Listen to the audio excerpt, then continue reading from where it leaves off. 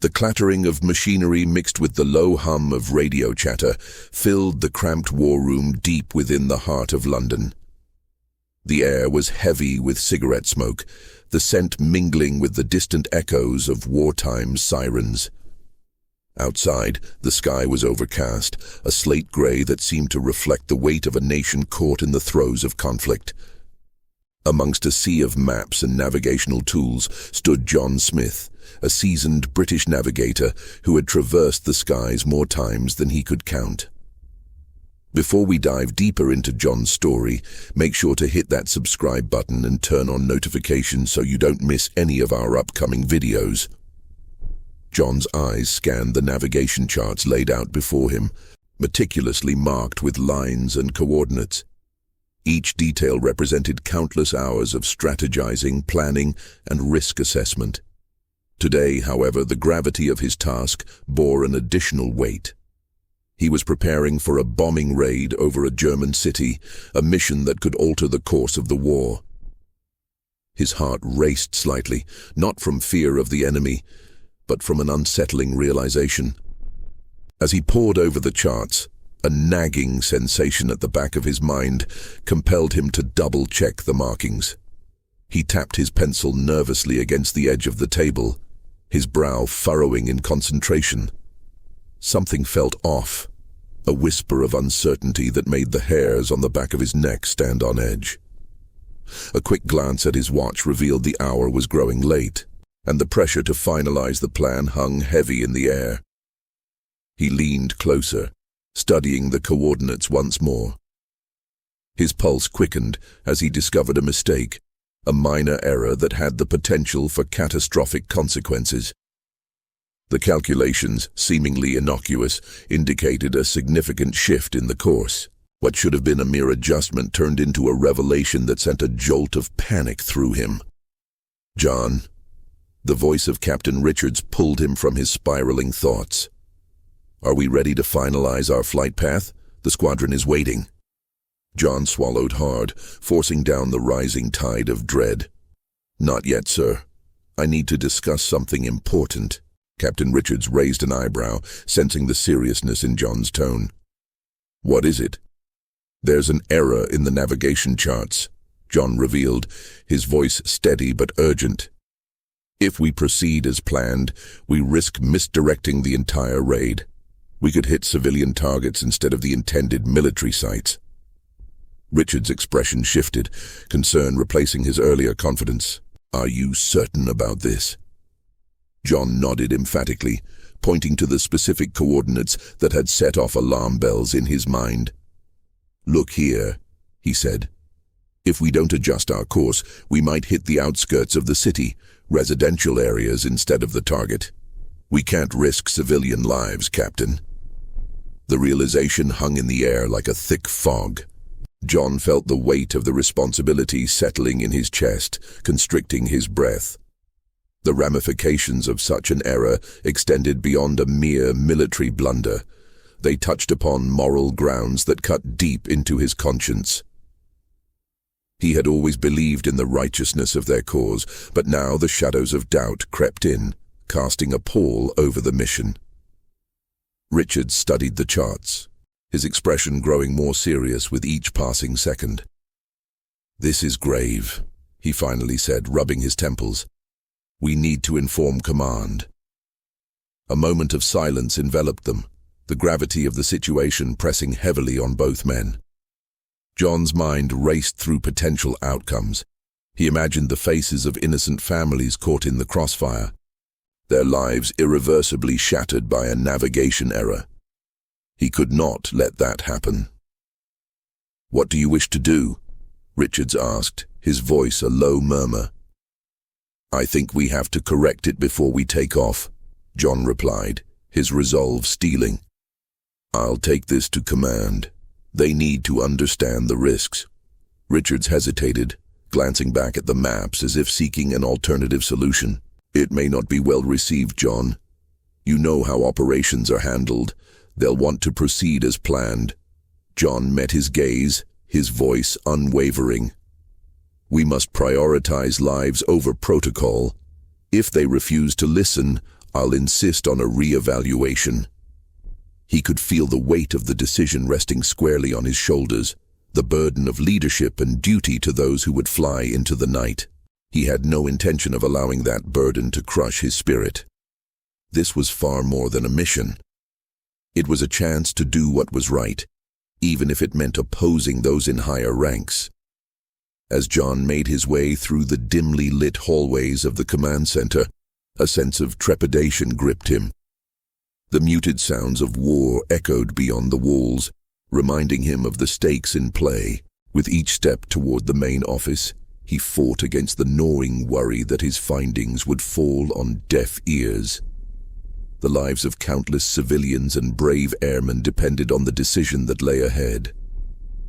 Arriving at the door, marked with a brass plaque reading Operations Command, he took a deep breath, steeling himself for the confrontation he knew awaited him. He knocked firmly, the sound resounding within the tense silence. "Enter!" came a brusque voice from inside. John pushed the door open and stepped into the room, where several officers gathered around a large table scattered with maps and papers. The air was electric with discussion as they strategized their next move. But as John entered, the conversation fell silent, all eyes turning toward him. "Navigator Smith," one officer greeted, a mix of curiosity and annoyance evident in his tone. "What brings you here at this hour?" "I have an urgent matter to address," John said, standing tall despite the rising tension in the room. "There's been a critical error found in the navigation charts for tonight's bombing raid. We risk targeting civilian areas if we do not adjust our course immediately." Gasps of surprise rippled through the group, and John's heart raced as he sensed the implications of his revelation.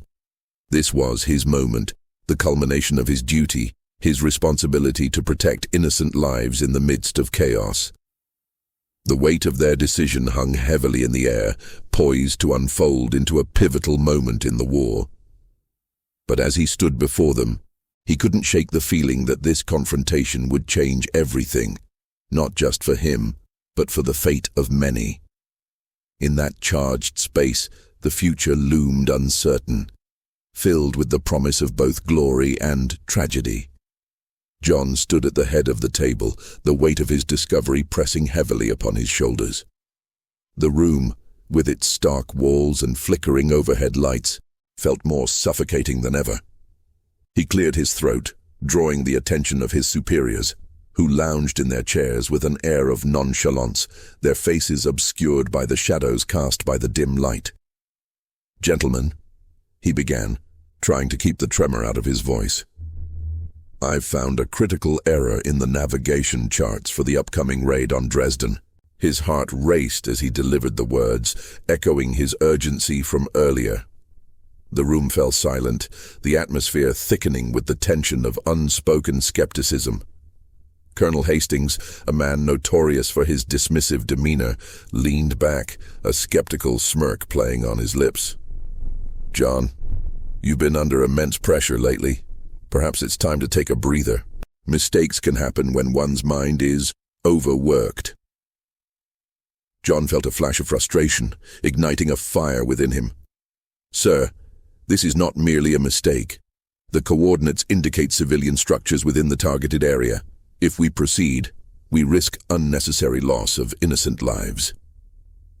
He gestured emphatically at the charts, tracing the lines with his finger as if they could speak for him. "Do you really expect us to halt an entire operation based on a single navigator's doubts?" Major Thompson interjected, his tone dripping with skepticism. "We're at war, John. The stakes are high. We cannot afford to be indecisive." John's resolve deepened. This was more than just his reputation at stake.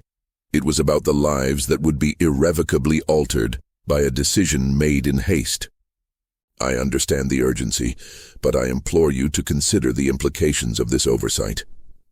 Thousands could pay the price for our negligence. I've seen the destruction firsthand." Colonel Hastings' eyes narrowed, a flicker of irritation sparking in their depths. "And what do you propose? We delay the mission to verify your claims? That's a luxury we cannot afford." The challenge in his voice felt like a boulder being placed squarely in John's path. Feeling the walls closing in, John took a breath, steadying his racing thoughts. I propose we conduct a thorough review of the charts. Allow me access to the reconnaissance reports. If I'm wrong, I'll accept the consequences. His voice remained firm, yet there was an underlying tremor that betrayed his anxiety. Hastings waved a dismissive hand. We don't have time for second-guessing. The planes are already being prepped for takeoff. Your concerns are noted, but we're moving forward. The finality in his tone sent a chill down John's spine. The meeting adjourned, leaving John standing alone amidst a sea of doubt. He felt like a ghost in a room filled with the living, his words lost among the cacophony of indifference. As the other officers filed out, chatter filled the air, laughter echoing off the walls, oblivious to the gravity of what he had just presented. John's heart sank as he left the war room, each step heavy with despair. The corridors of the headquarters were bustling, soldiers rushing with purpose, yet he felt utterly alone.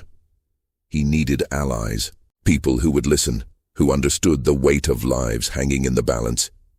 But where could he find them? His mind wandered back to the faces of those he had trained with, comrades who shared the same mission, the same fears. Perhaps if he reached out to them, he could muster enough support to challenge the decision-makers. The thought sparked a flicker of hope, but it was quickly overshadowed by the daunting reality of their hierarchy. As he wandered through the narrow hallways, John's thoughts turned to the risks involved in pursuing this path alone. What if he faced backlash? What if he lost everything? But the image of innocent lives being lost haunted him, a specter he could not shake. He had to try, even if it meant standing against the very structure that was supposed to protect them. His resolve solidified when he stumbled upon Sergeant Miller, an old friend who had navigated countless missions alongside John.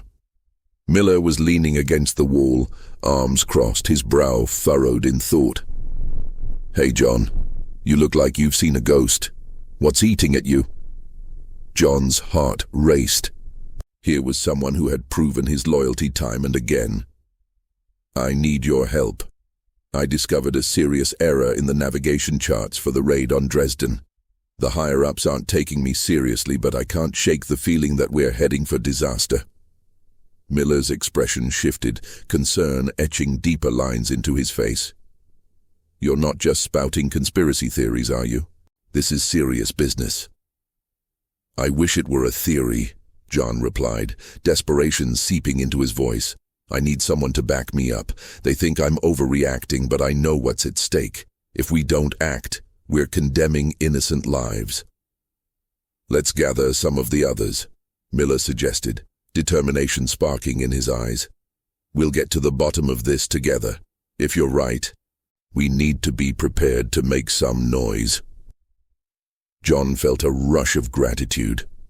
For the first time since the meeting, the weight on his shoulders felt lighter, shared among friends who were willing to stand by him.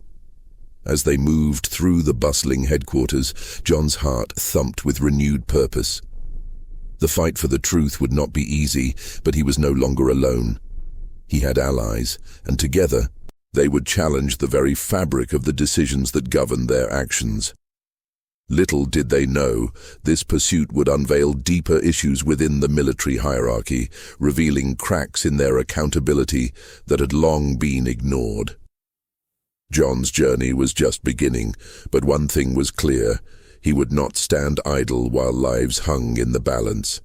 John felt the oppressive air of doubt hanging over him as he left the war room, the words of Colonel Hastings echoing in his mind.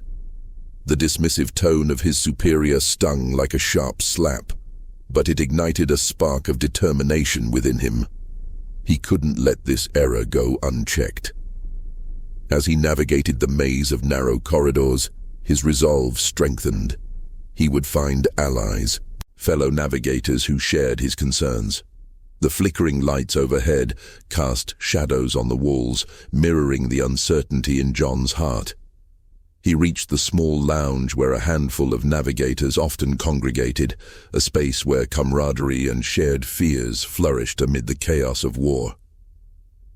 As he stepped inside, he noticed several familiar faces. Sarah, a sharp-eyed navigator known for her meticulous attention to detail.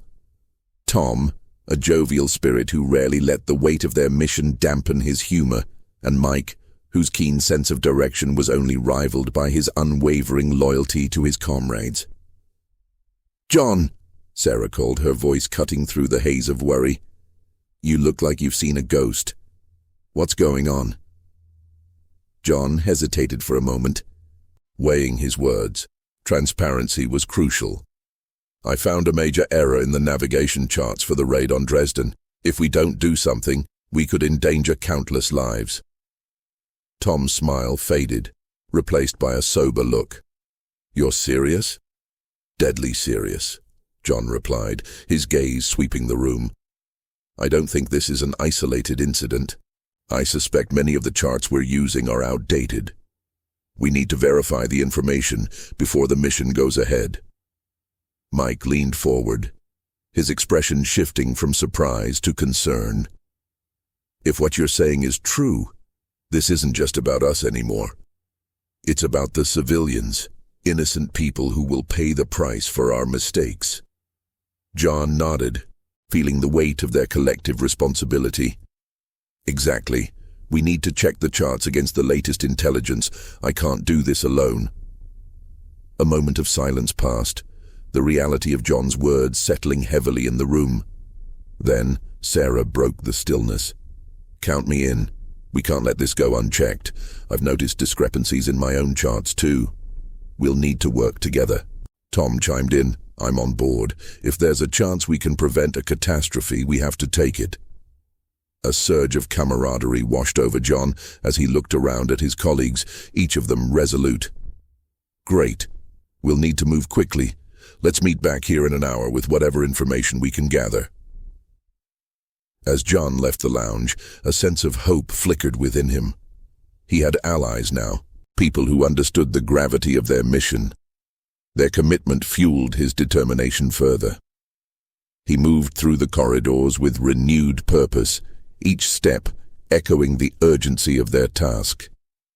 The clock ticked relentlessly, and as John returned to the maps, he meticulously cross-referenced the charts he had previously examined with more recent intelligence reports. The discrepancies were glaring. Roads that had changed, landmarks that no longer existed.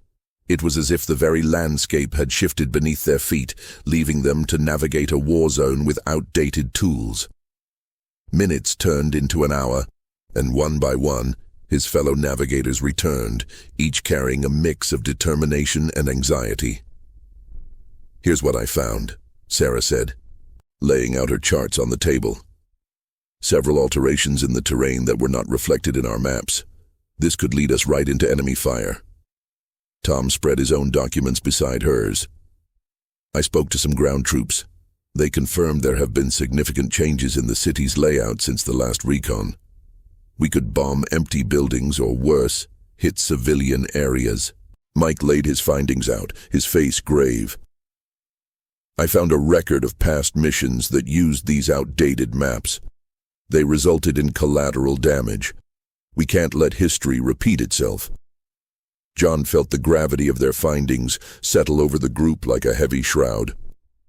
"We have to take this to Colonel Hastings and Major Thompson. They need to hear us out. We can't let this mission proceed without addressing these errors." The room filled with an electric tension. Each navigator felt the weight of their potential confrontation with their superiors. "What if they dismiss us again?" Sarah asked, her voice laced with uncertainty. "Then we'll find another way to get our message across," John replied firmly. "We owe it to those who will be affected by our actions. We need to be the voice of reason." With a shared determination, they gathered their charts, their minds racing with the potential consequences of their next steps. John felt a surge of pride for his comrades, their collective spirit now a force that he believed could not be ignored. As they entered the war room again, The atmosphere was thick with anticipation.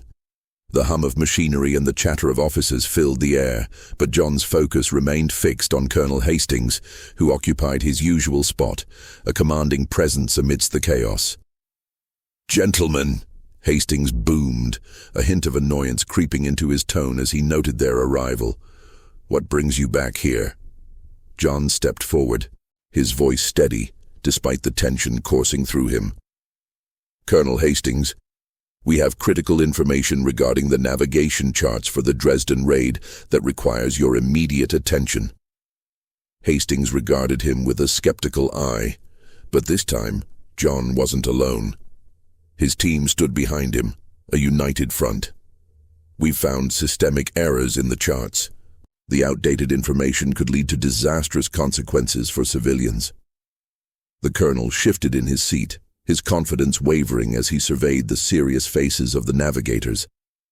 The stakes were higher than before, and John felt a glimmer of hope.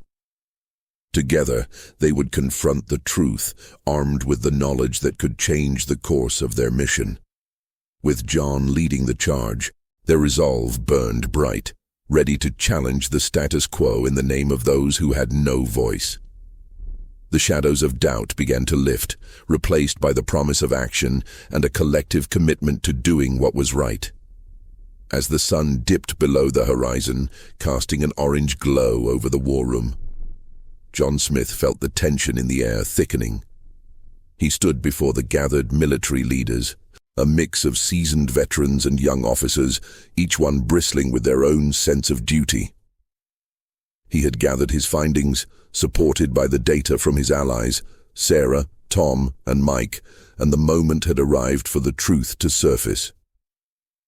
John's heart raced as he prepared for the confrontation that lay ahead, knowing the stakes were higher than ever. "Gentlemen," he began again, his voice steadier this time, "we must address the implications of the navigation error before we proceed with the bombing of Dresden. I have found discrepancies that could lead to catastrophic civilian casualties." The room went silent, the weight of his words hanging in the air. Colonel Hastings exchanged glances with Major Thompson, his brow furrowed. "This is wartime, Smith. We can't afford to let a minor chart error jeopardize our mission. We have our orders." His tone was dismissive, yet John could see a flicker of uncertainty in the colonel's eyes. "It's not minor, sir. The coordinates are off by more than 2 miles, John pressed, the fire within him igniting once more. That could mean the difference between hitting a military target or flattening a neighborhood full of innocent civilians.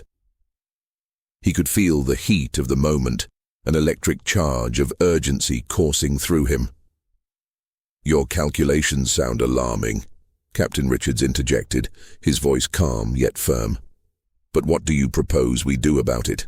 The mission is already in motion, and lives are at stake on both sides." He leaned forward, assessing John's resolve.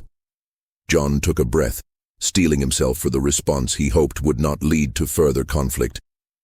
"We need to delay the raid, gather more intelligence, and verify the updated coordinates. Lives depend on our decisions." The room remained tense, the gravity of his claims settling like a lead weight. Major Thompson shook his head. "This is war, John. Delaying our strike could allow enemy forces to regroup. We'd be compromising our entire strategy." The harshness of his words pierced through John, but he refused to back down. "Strategy at the expense of innocent lives is not a strategy I can support," John retorted, his voice rising with passion. The other officers shifted uncomfortably in their seats, glancing between the two men as the atmosphere crackled with tension. Sarah, who had been standing by the door, stepped forward, a determined look on her face. "We all know the risks involved in warfare, but we also have a moral obligation to protect those who cannot defend themselves." Her voice was a rallying cry for compassion amidst the chaos of military strategy. "Your sentiments are commendable, but idealistic," Colonel Hastings snapped, his patience waning. "This is not a matter of morality. It's about winning the war. You're both forgetting the bigger picture." His expression hardened, the corners of his mouth tightening as he struggled to maintain control over the discussion. John felt a wave of frustration rise within him, but he pushed it down, focusing instead on the people whose lives were at stake. The bigger picture is not just about winning, it's about how we win. If we strike at Dresden without reassessing our plan, we may as well be joining the enemy in causing devastation. The colonel's gaze bore into John, a challenge lurking behind his steely demeanor. And if you're wrong, Smith, if this error is nothing more than a figment of your imagination, what then? You will have compromised a crucial mission. John swallowed hard. He had considered the consequences of being wrong, the weight of failure pressing down on him. Then I will accept the repercussions. But if I am right, we will prevent an atrocity. Captain Richards interceded again, a flicker of contemplation crossing his features. What if we were to gather additional intelligence from the reconnaissance teams? It would provide a clearer picture without immediately jeopardizing the operation. The suggestion hung in the air, a potential path that could bridge the divide between duty and ethics. Colonel Hastings sighed deeply, his facade of authority wavering. Fine. We'll take a moment to reassess the intelligence, but if we delay, the responsibility lies with you, Smith. The mission is still on the table. John nodded, feeling a spark of hope. Thank you, sir. That's all I ask. For a chance to verify before we act. The atmosphere shifted slightly, the tension easing as the prospect of further investigation took hold. As the meeting adjourned, John felt a strange mix of relief and dread. While they had bought some time, the looming raid still cast a shadow over their heads. He and his comrades would need to gather the latest intelligence swiftly, or the consequences could be dire. In the following hours, John and his team worked tirelessly, poring over maps and reports, trying to piece together the correct coordinates. With each piece of information they uncovered, a clearer picture emerged, revealing the extent of the errors that had permeated the navigation charts. Tom's voice broke through the quiet intensity of the workroom. John, look at this. If we plot the new coordinates, it shows a residential area right in the bombing path. We need to get this to the colonel. His excitement was palpable, a glimmer of victory amidst the chaos. John's heart raced at the revelation. We have to present this immediately. Lives are at stake. They rushed to prepare their findings, the urgency of the moment propelling them forward. As they approached the war room again, trepidation filled John's chest. He could feel the weight of responsibility bearing down, the knowledge that their next steps could alter the course of the mission. Would Colonel Hastings accept this new evidence? Or would he again prioritize the operation over innocent lives? The door swung open, and John stepped inside. The eyes of the military leaders fixed upon him, anticipation hanging heavily in the air. The decision loomed before them all, fraught with consequences yet to be determined. Whatever happened next would shape not only the outcome of the raid, but also the lives forever changed by their choices. The air was thick with tension as John Smith stood amidst the chaos of the command center. The hum of machinery and the frantic chatter of officers filled the room. But all John could hear was the pounding of his own heart. He had fought valiantly to prevent the imminent catastrophe that loomed over Dresden, yet the wheels of war were moving with a relentless momentum. As the clock ticked down to the scheduled bombing raid, John felt the weight of despair settle on his shoulders. He had tried to warn them, but now it seemed too late. The bombers, massive steel birds, were lined up on the tarmac, their engines rumbling with anticipation. John watched as crews hustled about, unaware of the impending disaster his calculations had foretold.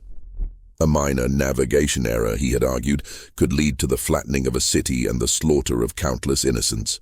But his warnings had been dismissed, overshadowed by military pride and the urgency of their mission. Colonel Hastings had insisted that the success of the operation took precedence over his concerns. and now John felt like a ghost haunting the very walls of the command center. As the squadron lifted off into the twilight sky, John's stomach twisted. He could only imagine the devastation that would soon unfold. The city of Dresden, with its beautiful architecture and vibrant life, would soon be reduced to rubble. Each passing moment felt like a dagger in his heart, reminding him of the lives that would be extinguished because of a mistake he had tried to avert. The first explosions echoed through the air, distant at first but growing louder, a chilling symphony of destruction. John's breath caught in his throat, and he clenched his fists, feeling the heat of anger and helplessness rise within him. He had hoped for a miracle, that somehow his fears would be proven unfounded, but the reality was unfolding before his very eyes. Smoke billowed into the sky and the ground trembled beneath the weight of the bombs. His worst fears had come to fruition. As the raid continued, John felt a sense of isolation wash over him. The officers around him were celebrating their perceived victory, unaware of the tragedy unfolding miles away. He felt like an outsider, a mere observer of a grotesque spectacle. Each cheer from his comrades felt like a slap in the face, a reminder of the lives that were being lost in their pursuit of warfare. The joy of destruction was foreign to him, and he couldn't shake the feeling that he had failed in his duty. When the bombing finally ceased, the silence that followed was deafening. John's heart raced as he turned to the map sprawled across the table. The once vibrant city of Dresden, marked with plans for a successful military operation, now bore a grim reality. Reports began flooding in, detailing the devastation. The loss of civilian lives was catastrophic, far exceeding anything John had feared. Families, children, and the elderly, all reduced to mere statistics in a war that had lost its humanity. John's despair morphed into a fierce resolve. He could not remain passive in the face of such tragedy. The navigation error had not only cost lives, but had also exposed a grave flaw in military operations. He gathered his fellow navigators, Sarah, Tom, and Mike, their faces reflecting a mix of horror and determination. They had all witnessed the fallout of their collective failure, and it was clear change was necessary. "Listen," John began, his voice steady despite the turmoil within. "We cannot let this happen again. We owe it to the lives lost to ensure that future operations are conducted with accuracy and a sense of responsibility." His words resonated with the group, igniting a spark of hope amidst the ashes of disaster. They shared ideas, brainstorming ways to improve navigation protocols and advocate for a system that prioritized the protection of civilians. As they worked through the night, the atmosphere shifted from one of despair to determination. They pored over maps, cross-referencing data, and analyzing the mistakes that had led to the tragedy. John felt a sense of empowerment as he collaborated with his comrades, each of them driven by a shared desire to prevent further loss of innocent lives. They devised a plan to present their findings to military leadership, emphasizing the need for a re-evaluation of their navigation practices. Days turned into weeks as John and his team gathered data and evidence, determined to make their voices heard. They faced resistance, but each setback only fueled their drive. John's passion for change was infectious, and soon others began to rally around their cause. The military leaders, once dismissive, started to take notice of the groundswell of support for improved navigation protocols. The tragic events in Dresden had sparked a movement, one that could potentially reshape the future of military operations. John stood before a room filled with military officials, his heart racing as he prepared to present their findings. The weight of responsibility hung heavy on his shoulders, but he was resolute. He spoke passionately about the need for accuracy, for compassion, and for a military that valued human life above all else.